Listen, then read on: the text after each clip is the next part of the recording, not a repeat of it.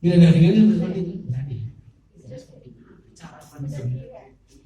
Nah, cara pandang itu inilah yang namanya moderasi beragam itu cara pandang, sikap dan perilaku yang selalu mengambil posisi di tengah-tengah, selalu bertindak adil, berimbang dan tidak ekstrim.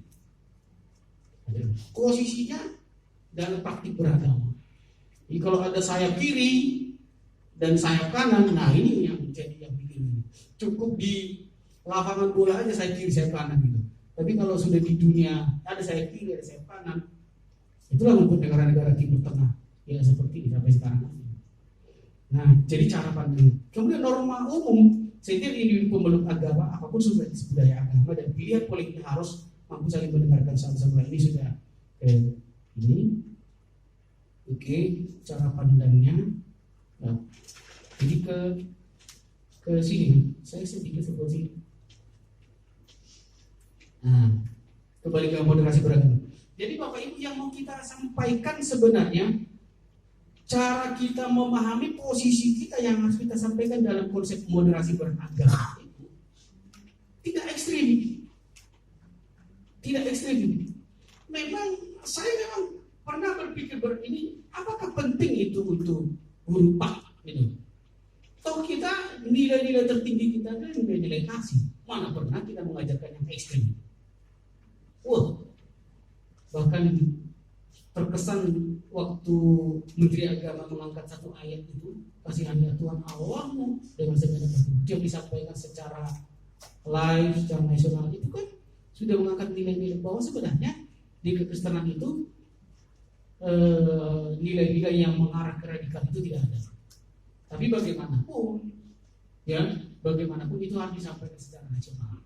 Sekali lagi, kalau moderasi beragama, kita menyampaikan kepada anak didik kita cara pandang dan perilaku yang mengambil posisinya itu tidak ekstrim, selalu berimbang, adil, berimbang dan tidak ekstrim. Dan saya percaya bahwa ini sudah kita sampaikan karena memang nilai-nilai Kristiani itu tidak seperti luar biasa, sangat luar biasa. Kita satu langkah ya, jauh di mereka. Secara moral, kalau ada yang memusuhi kamu, justru kamu berdoa untuk mereka. Kalau ada yang menampar pipi kiri, memberikan pipi kanan, apa itu tidak luar biasa, berbeda dengan yang lain. Tapi bagaimanapun kita tetap menyampaikan ini, toleransi umat beragama selalu berpandangan yang positif, berada adil. Itu kita sampaikan kepada anak didik.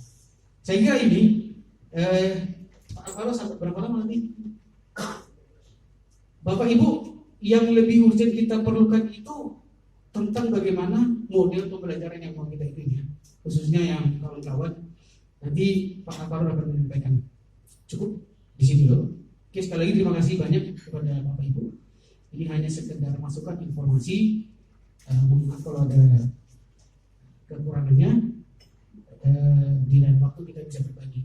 Khususnya tentang materi-materi penyampaian informasi tentang pembelajaran terhadap anak, mungkin kita bisa berbagi ya, seperti apapun.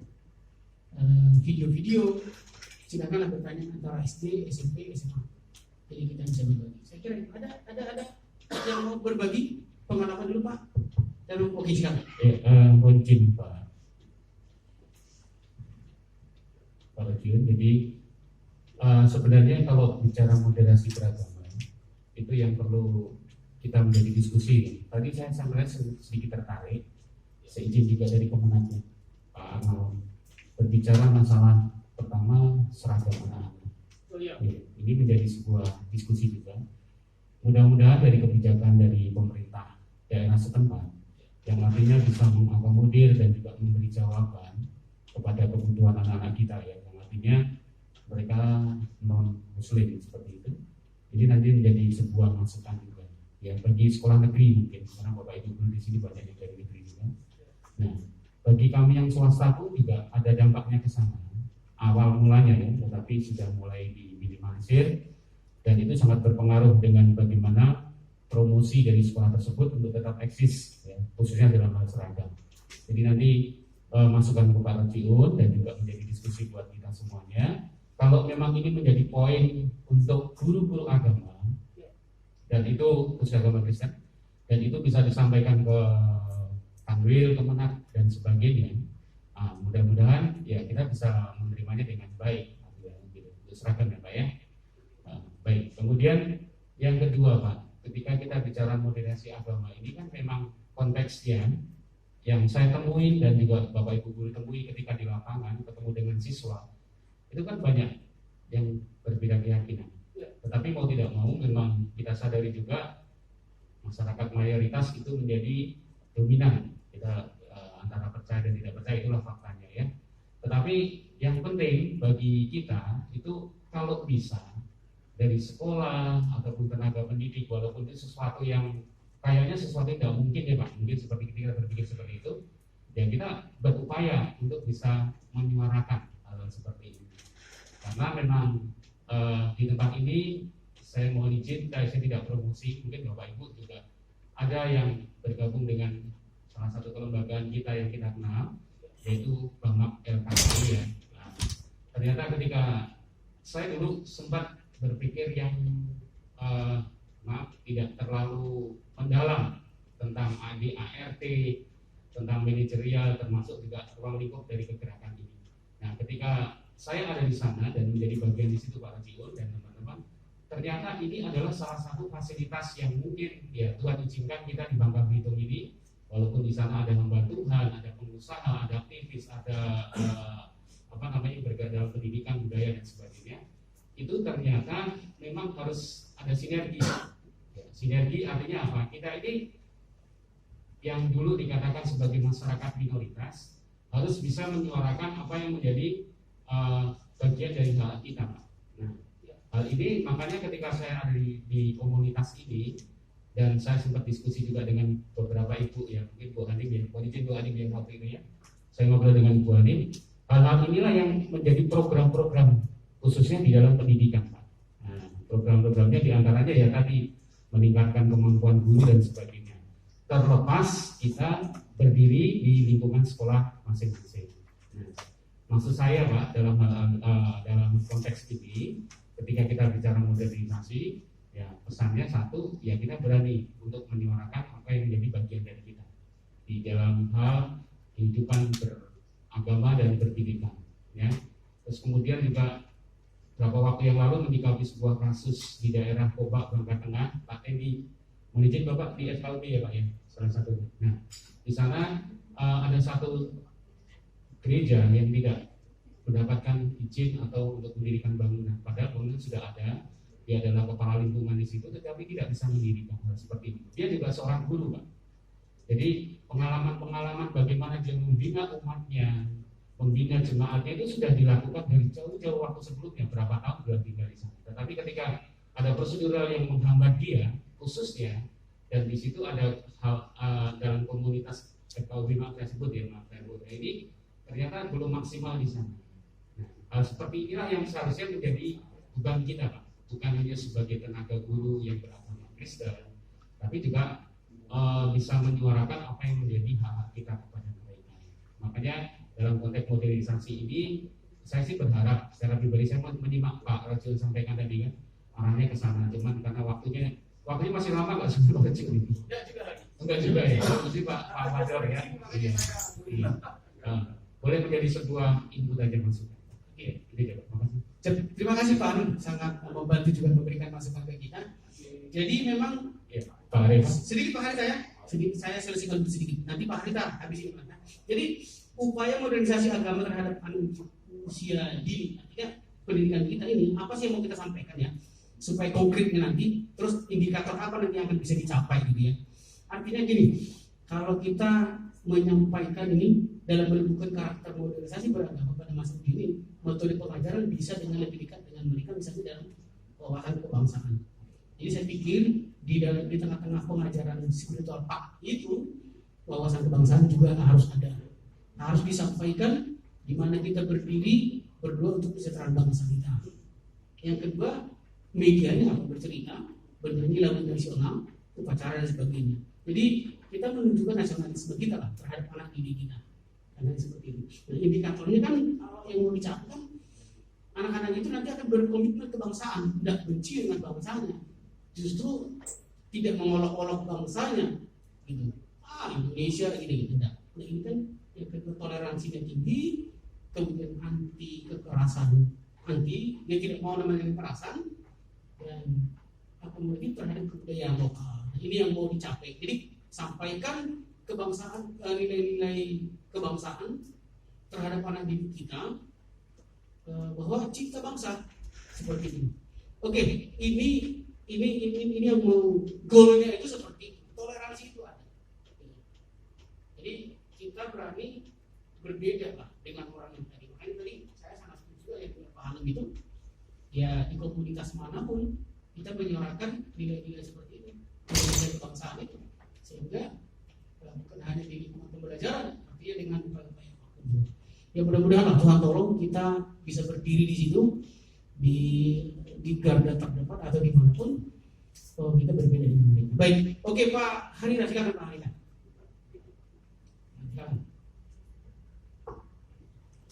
Terima kasih Pak. Saya hanya mau tambahkan sedikit tentang terkait dengan yang ada di Padang itu, karena saya mengikuti juga perkembangannya, pemaksaan jilbab di sana, karena di sana juga banyak punan-punan saya Pak, dan mereka jadi korban. Jadi saya hanya berpikir begini, memang mereka itu berpeluang untuk memaksakan anak-anak itu. Kenapa? Karena di sekolah itu mungkin tidak ada agama, tidak ada guru agama Kristen Pak. Jadi tidak ada yang peduli kepada sekolah-sekolah yang ada di sana. Mungkin rata-rata di sana sekolah itu tidak ada guru agama Kristen. Dan memang itulah mereka mengembangkan saya untuk mempengaruhi, dan lama-lama mereka akan kuasai. Di sana ribuan anak-anak kita di sana, non muslim. Saya juga lama di Padang, saya tahu situasi di Padang. Ribuan anak. Jadi kalau di sekolah itu tidak ada guru agama, bagaimana jadinya? Itu yang menjadi perhatian kita sebenarnya. Jadi jangan hanya dibuat sekolah teologi itu hanya untuk mencari jiwa, tetapi jiwa yang ada dipengaruhi orang, diambil orang, anak-anak itu. Jadi itu aja yang menjadi, supaya menjadi perhatian kita. Bagaimana supaya di tempat-tempat, di kota-kota yang belum ada guru-guru agama itu, dihimbaulah supaya mereka bisa menjadi guru. Dulu saya ingat, sebenarnya juga anak saya dulu waktu mereka SD hampir juga jadi korban, karena mereka paksakan juga betul. Itulah makanya saya tidak jadi guru sampai sekarang. Gara-gara melihat anak saya mau diarahkan untuk ke agama mereka. Wah, jadi saya bikin celaka ini. Saya bahaya di masa saya cari jiwa yang ada di rumah sudah mau pergi. Jadi itu yang harus kita mau suarakan itu. Sekolah-sekolah di kota-kota yang memang garis kelas itu, kalau bisa dimasukilah. Nah, jangan diam-diam saja. Itu kita hidup dengan mereka itu, supaya mereka awasi anak-anak kita itu jangan sampai istilahnya kecolongan gitu. Itu aja Pak. Oke, baik. Terima kasih Pak. Ini sedikit menambahkan Pak. Saya tadi Boleh. sedikit ya Pak. Iya. Mengenai moderasi sebenarnya tadi kan Pak pembicara kan sudah jelas. Ajaran kekristenan ini kan sudah jelas menanamkan kasih ya. Nah, oleh karena itu saya rasa gini, karena Pak ini kan stoknya kan kecil. Dalam artian di sekolah kita. Saya sendiri sebenarnya kalau mau guru ini cuma 2 orang sebenarnya. Nah, oleh karena itu saya begini, untuk menanamkan seperti apa yang disampaikan Pak Andi tadi, saya rasa kita tidak sebenarnya mampu mempengaruhi semua. ini yang kelompok seberang ini pulang sekolah ada kuliah ini, itu semua adalah merupakan penanaman akar-akar sebuah pendidikan yang sangat kuat. Nah, oleh karena itu, bagaimana cara kita? Maka kepada teman-teman, ada satu kesempatan diberi kepada kita. Kebetulan saya kurang jam, jadi saya dapat PKN. Disitulah saya membuat sebuah terobosan. Itu kan bentuknya saya katakan kalau pada gereja HKBP ancam haleluya, aku masih tuntas. Saya kira atau di sana kan ini jalan.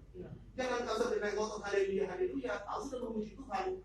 Nah, jadi mari kita kalau ada kita memang dalam ada materi-materi lain atau terutama PKN, di situ kita yang bisa membuat sebuah juga penangkaran supaya tidak ada tadi radikalisme. Dan saya lakukan. Lewat dari gereja Bapak saya lihat tahu gereja Arab. Jadi maksudnya adalah bukan terbatas kita untuk menyampaikan tadi moderasi beragama ini karena memang kita hanya agama. Kita jangan lihat mereka mau mengajar apa. Nah, tetapi kita ada memang kesempatan diberi materi-materi yang umum. Nah, disitulah kita bisa menerapkan kembali moderasi. Kedua, masalah pakaian tadi ini memang sekolah punya aturan masing-masing. Tapi bagaimana tadi Pak Adu bilang, bagaimana kita hadir di situ untuk membuat suasana yang berbeda. Saya rasa setiap masuk sudah ada jelas petunjuk aturan 3-4 lomba yang harus ditandatangani orang tua dalam pernyataan. Salah satunya di situ wajib memakai itu, dan tidak ada pengecualian di situ. Tidak ada. Itu bagaimana kita yang hadir di situ untuk membuat sebuah pernyataan saja supaya tidak bisa merasakan. Nah, saya rasa memang berbeda-beda Pak Rita tadi bilang. Jadi memang agak berat memang kami juga. Kita bagaimana kita hadir di situ bisa menentukan warna supaya tidak bisa merasakan. Itu aja Pak. Terima kasih. Baik, terima kasih Pak Sirait. Jadi memang penyampaian kita terhadap anak didik tadi itu memang sebenarnya hanya di sini sebenarnya. Nilai-nilai kebangsaan tadi itu yang ini nasional. Kemudian karena inilah indikator yang mau kita capai itu komitmen kebangsaan. Kalau apapun yang saya sampaikan tadi pendapat itu sebenarnya imbas dari tidak adanya penyampaian kepada masyarakat, kepada siswa, ujungnya mereka punya pemahaman seperti itu, radikal jadinya. Memang sekali lagi kita tidak ada seperti itu, tapi kalau nilai-nilai kebangsaan itu kita tanamkan, nilai-nilai kasih itu juga kita tanamkan, akan tidak ada seperti ini. Komitmen kebangsaannya akan ada, toleransinya tinggi, dia anti dengan kekerasan gitu. Jadi itu Pak Sirait.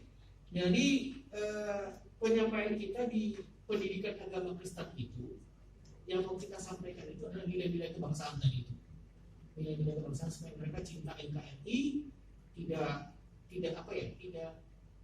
ada kebencian dengan perbedaan, justru toleransinya yang ada. Itu yang kita ingatkan. Karena nanti bermula dari sini, bermula dari kebencian terhadap orang yang muncul di hal yang lain. Saya kira itu. Ada yang lain sebelum kita akhiri? Coba kita bagus. Terima kasih. Jadi saya sudah kurang lebih 10 tahun di SMA Negeri 1. Jadi waktu saya masuk itu hampir separuh guru itu tidak ada yang pakai jilbab. Dan siswa itu hampir yang pakai jilbab itu bisa dihitung. Tapi makin di sini saya lihat itu peningkatannya luar biasa. Jadi tadi karena mungkin saya lihat juga memang mereka sangat aktif ya, terutama yang gerakan-gerakan yang memang kelihatannya lebih ekstrim ya. Dan setahu saya sekarang itu hampir semuanya berjilbab, termasuk guru-guru itu yang tadinya separuh sekarang hampir tidak ada, kecuali yang Kristen atau yang non Muslim, termasuk yang siswa ya. Sebenarnya banyak siswa itu tidak mau sebenarnya mereka berjilbab, tapi guru-guru agama yang baru ini sekarang mereka menekankan wajib, sehingga otomatis sekolah itu memang seperti terbelah gitu. Jadi seperti ada sekat-sekat, termasuk sekarang setelah COVID ini kan semua menggunakan masker. Hampir semua guru yang wanita sebagian besar itu maskernya itu sampai ke mana? sampai ke jenggot ini itu sudah kayak Timur Tengah semua.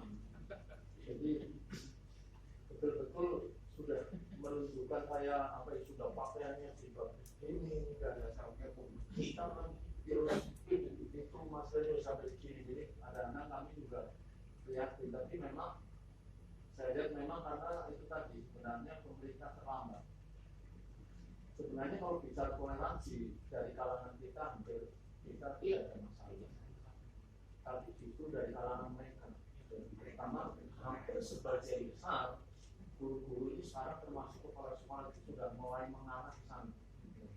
Banyak siswa-siswa kami itu yang ada yang Katolik, ada yang Buddha, pindah ke mereka backup, bahkan sampai mereka bergotong royong, sampai mereka apa itu ada kemarin itu anak agama Buddha itu sampai tinggal di rumah guru, bahkan mereka mengundang depak dan segala macam. Padahal orang tuanya menentang, tapi justru mereka yang menghalangi. Tapi begitu kita ada siswa dari pengurus atau misalnya mau Kristen itu, mereka halangi, tidak bisa. Jadi kadang-kadang memang mereka itu sudah kelihatannya yang perlu dididik untuk toleransi, bukan kita. Ya, betul. Betul. Terus sekarang yang lebih ngerikan lagi juga beberapa guru yang aktif itu mereka banyak mengundang ustadz-ustadz maka itu aliran-aliran dari Timur Tengah. Jadi mereka anak-anak itu dicekokin dengan berbagai macam video-video peristiwa di Palestina. Jadi hanya anak-anak itu mulai tertanam kebencian. Ya. Dan habis itu bahkan mereka itu saya lihat keliling minta uang untuk apa itu namanya. Itu sudah satu naik begitu mas. Ini juga ada dan yang heran itu guru itu kepala sekolah selalu menyetujui dan malah mereka disiapkan dana. Tapi kalau kita meminjam tempat aja, maaf tempatnya nggak bisa. Tempatnya mau dipakai. Jadi kadang-kadang memang kelihatannya gerakan ini memang sudah mulai menguat dan kelihatannya sudah mendapatkan apa yang mereka itu semacam peluang sehingga dengan berbagai macam bahkan masyarakat termasuk siswa masuk pun itu sistem penerimaannya sudah dominan sebelah. Ya. Jadi asal yang bisa baca ini kalau enggak ya istilahnya kalau mengikuti dia mungkin sebenarnya kali di SMK kami itu harusnya banyak sains, tapi karena mereka batasi kan, jadi ini sekolah kan negeri nggak boleh mereka lebih banyak. Jadi sudah istilahnya memang mungkin pemerintah ini kalau tidak bergerak cepat otomatis ya, dari dunia pendidikan itu akan terus mengangkat akhirnya itu nanti di radikalisme yang aktif. Jadi mungkin kalau kita sih yang motivasi kita sih hampir kita toleransi dan mereka lebih berani seperti saya dibilang seringkali satu sholat orang sudah tahu saya pendeta saya mereka selalu sudah muji masalah pakai jadi sholat dari imam saya tidak bisa Tuhan kan mas. Saya itu udah pulang kali hampir setiap guru itu padahal saya mau ngomong aja dengan mereka itu mikir gitu. ya. Tapi kalau gereja berdoa, tapi mereka tuh semua berani. Oke. Terima kasih Pak Agus. Jadi memang itu sudah dibaca oleh pemerintah ya. Mungkin ada kelalaian lama bergerak seperti ini. Memang secara tersirat ya untuk mereka, tapi tidak mungkin juga namanya program nasional tidak disampaikan ke seluruh nasional. Nah, paling tidak kita hanya apa ya ya kita amalkanlah, lebih ekstra kita mengamalkan nilai-nilai kasih tadi, karena nilai kebangsaan kan sudah nilai-nilai kasih itu enggak sih? Jadi saya pikir memang ini bukan sasaran itunya ke kita, tapi harus kita ketahui informasi tentang moderasi beragama itu kita harus ketahui. Paling tidak begini, Bapak Ibu, paling tidak ketika kita menyampaikan ini, anak-anak tahu sebenarnya persoalan bangsa ini. Persoalan bangsa ini di mana? Persoalan bangsa ini di ini. Paling tidak mereka menjauhi seperti ini. Paling tidak mereka, wah lihat ini tidak benar ini.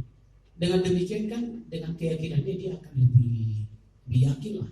Karena memang nilai-nilai toleransi, nilai-nilai yang terkandung di dalam iman Kristiani tidak ada seperti yang namanya radikal.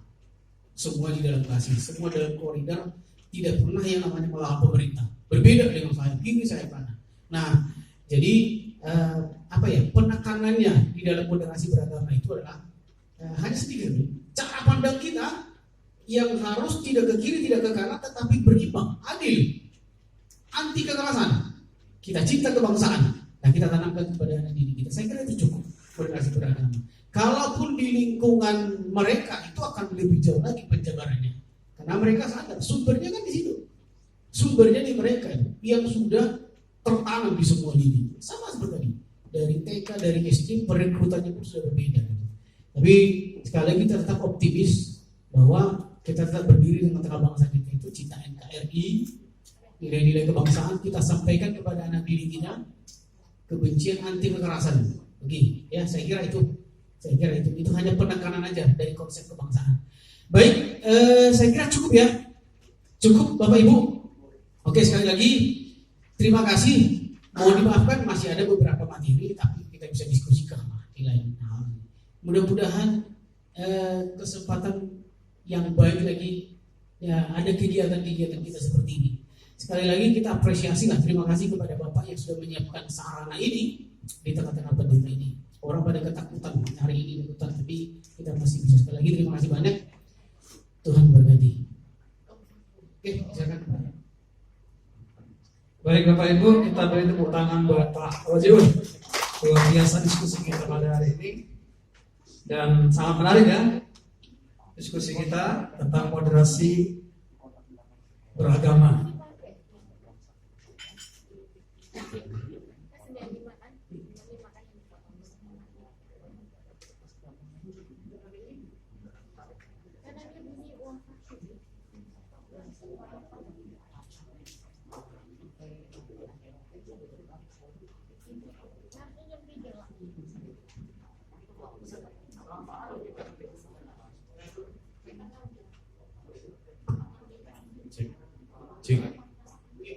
Ya, terima kasih Pak Rajiun. Kita berikan aplaus sekali lagi buat Pak Rajiun.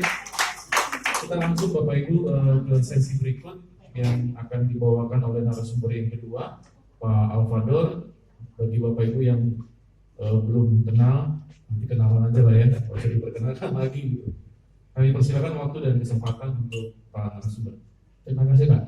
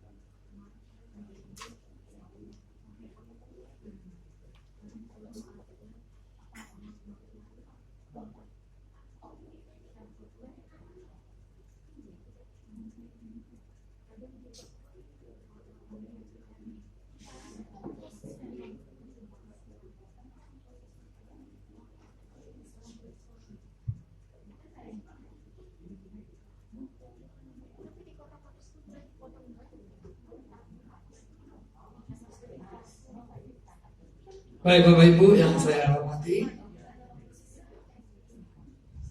izinkan saya di sini kita hanya sekedar berbagi saja informasi mungkin yang saya sampaikan, mungkin Bapak Ibu lebih lihai ya Bapak Ibu ya, lebih paham dan mungkin lebih banyak tahu daripada saya ya.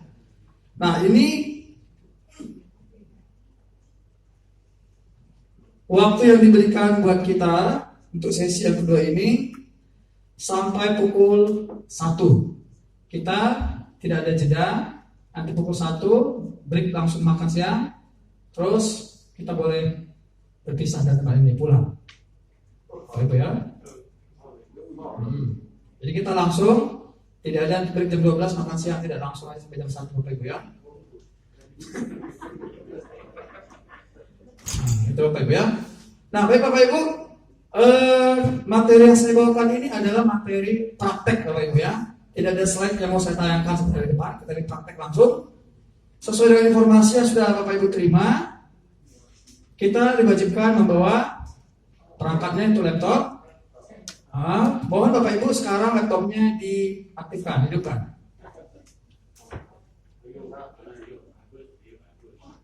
Yang nggak bawa laptop boleh lihat, catat, ingat, ya. Lihat, ingat dan dicatat ya. Nah, materi yang saya bawakan ini yang pertama adalah bagaimana kita membuat atau mendesain PowerPoint dengan menggunakan tombol navigasi.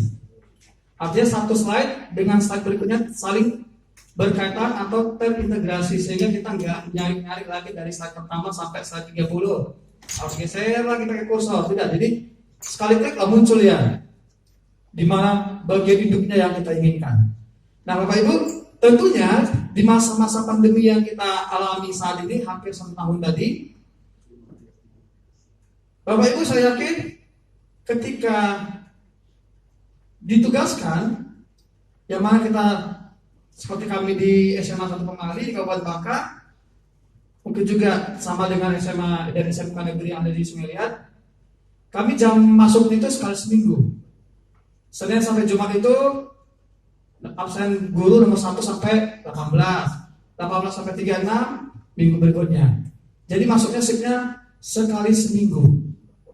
Minggu pertama ini saya masuk sampai Jumat. Senin depan saya di rumah. Kawan yang lain masuk, begitu Bapak Ibu ya. Kalau kawan-kawan yang ada di sini Bapak Ibu swasta mungkin tidak Pak Sugeng ya. Oh, setiap hari tiap hari masuk. Kalau Pak Sugeng berapa hari Pak? 2 hari kelas 3 ke bawah. Oh. Rabu sampai Kamis kelas 4. Pak Sugengnya nggak masuk pasti. Oh. Jadi kelas tinggi libur, kelas rendah masuk gitu ya. Kelas tingginya masuk, kelas rendahnya libur. Oh, begitu kalau diharapkannya. Tapi ada 1 hari yang bersama-sama dari itu. Oh gitu. Hari Jumat gurunya bersama-sama masuk semua gitu ya, bukan siswanya Bapak Ibu ya. Nah kalau Pak Hanung gimana Pak Hanung di di sekolah Bapak ini? Saya di sekolah kita bikinkan Zoom Pak. Jadi Zoom kelas ya. Ada Google Meet, ada Zoom meeting ya. Kami pakai Google Meet-nya, jarang pakai Zoom aja. Kehadirannya masih apa? Untuk kehadiran mereka, tatap mukanya sempat sebelum kita pangkal dengan zona merah itu selama hampir 2 bulan sudah tatap muka, tapi gantian Pak. Minggu ini kelas 10, minggu depannya lagi kelas 11, gantian seperti itu. Ketika mereka di luar dari jaringan, maka mereka mendapatkan tugas dari guru. Itu yang maksudnya ya, karena dari basic level. Oh iya. Saya Bapak di kantor. Ya kalau gurunya gimana Pak? Tiap hari masuk? Kalau saya karena orang yayasan, jadi setiap hari masuk Pak. Tidak ada sip-sipan ya? Sama 8 sampai jam 5 sore. Karena kita juga penerima siswa baru Pak. Woi, gaji besar loh.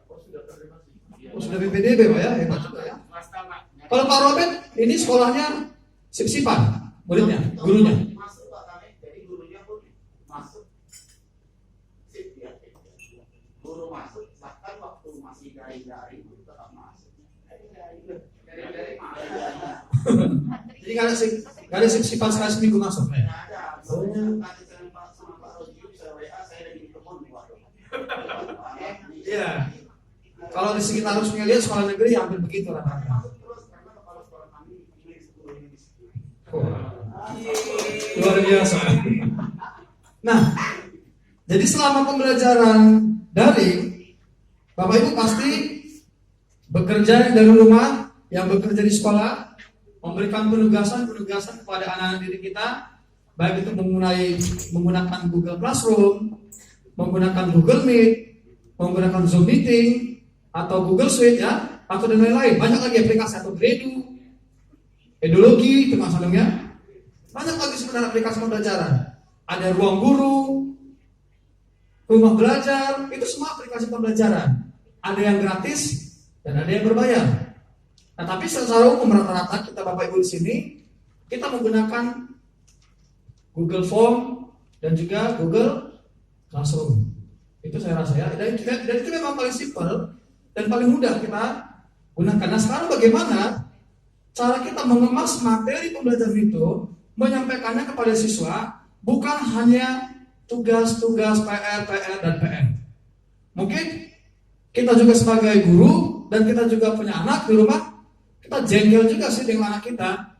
Pak, ini nggak tahu. Mah, ini kita lihat di HP kita, lah muncul tugas baru, lah muncul PR baru. Ini yang sekolah siapa? Anaknya atau orang tuanya? Dua-duanya, gitu ya.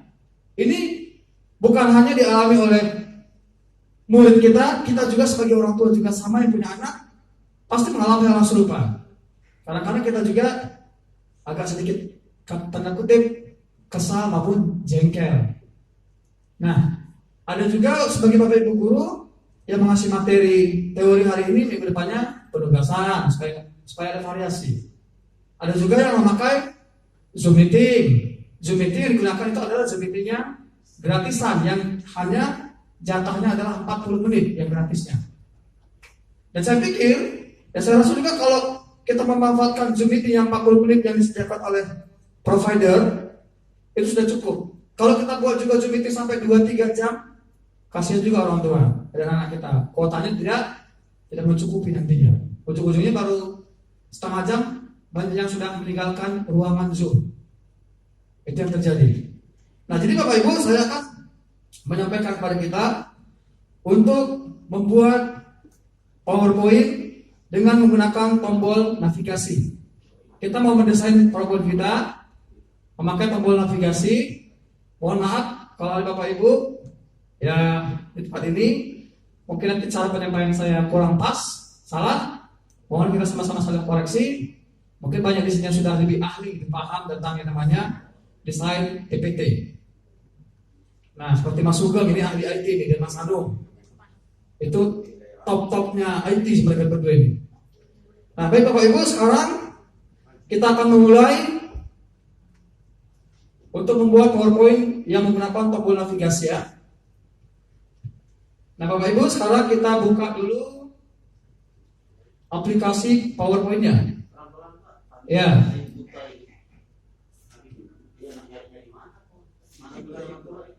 Yang di desktop Pak, straight. Ya. Nah, berdanya di atas gunung Mas Anung. Jadi tetap kelihatan gitu ya. Oke. Sudah ya. Sudah aktif semua Bapak Ibu? Baik, kita kasih dulu ruangannya, seatnya. Kita enter terus dulu. Kita aktifkan slide-nya. Kita buat dulu sekitar 15-20 nanti ya. Ini saya kita hanya mencoba paling maksimal 10-15 slide. Sudah Bapak Ibu ya? Sudah tampil? Ada beberapa slide di sini. Oke, selanjutnya untuk tahap berikutnya kita klik view. Ini Bapak Ibu. View ini, nih Pak. Klik view. Sudah? Ini tampilannya. Lalu langkah selanjutnya klik slide master. Ini Bapak Ibu. Ini ya, slide master. Klik slide master. Nah, yang muncul seperti ini. kita tarik kursor kita ini ke atas. Ini. Pastikan kita tempatkan kursornya di sheet pertama atau halaman pertama. Klik. Di halaman pertama. Jangan sampai di halaman kedua Bapak Ibu ya. Siapa tahu ada di halaman kedua atau ketiga, naikkan ke halaman pertama. Sudah? Ini kita buang dulu. Kita aktifkan ininya, kotaknya. Kita buat di pojok kiri atau pojok kanan. Kita del. Ini juga sama. Kita aktifkan kotaknya. Kita buat di pojok kiri atau kanan. Kita del. Ya. Kita masih di slide pertama Bapak Ibu. Nah sekarang yang berikutnya kita klik ini insert. Ini Bapak Ibu.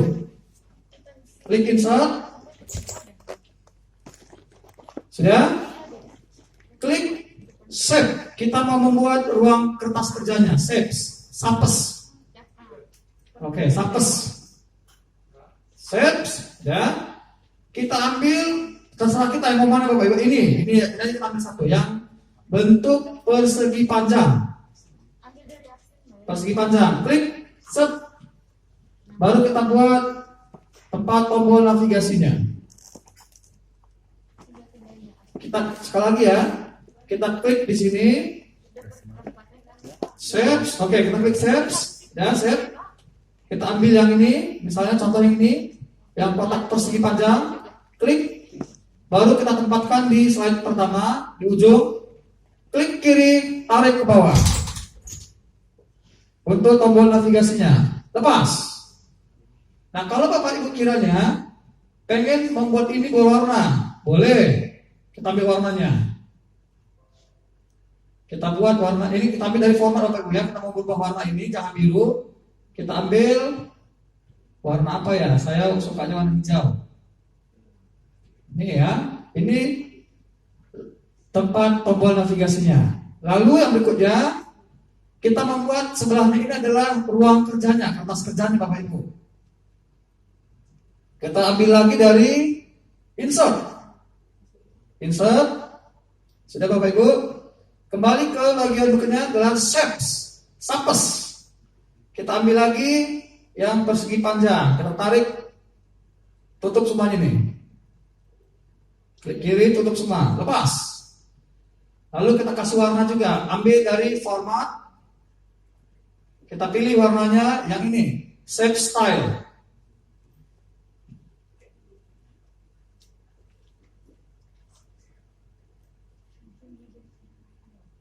Nah ini. Sudah? Ini sudah jadi untuk shape pertama. Nah, lalu Bapak Ibu, di sini kita akan yang warna hijau ini kita akan membuat tombol navigasinya Bapak Ibu. Nah, kita kembali membuat tombol navigasinya untuk di yang warna hijau Bapak Ibu ya. Kita klik lagi insert. Insert. Ya Pak Rita, jangan ketinggalan Pak Rita ya. Insert, ambil shapes. Lalu kita ambil yang mana, terserah kita. Mau yang ini boleh, mau yang ini. Saya ambil yang ini aja Bapak Ibu ya, yang persegi panjang tapi ada lekukannya di pojoknya, di ujung sudutnya, biar dia tidak tajam. Ambil ini, tempatkan di yang warna hijau. Klik.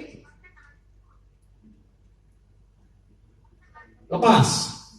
Dan kita kasih warna Bapak Ibu. Warnanya terserah, saya sukanya hitam untuk tombol navigasinya. Nah, itu ini boleh kita tambahkan beberapa navigasi.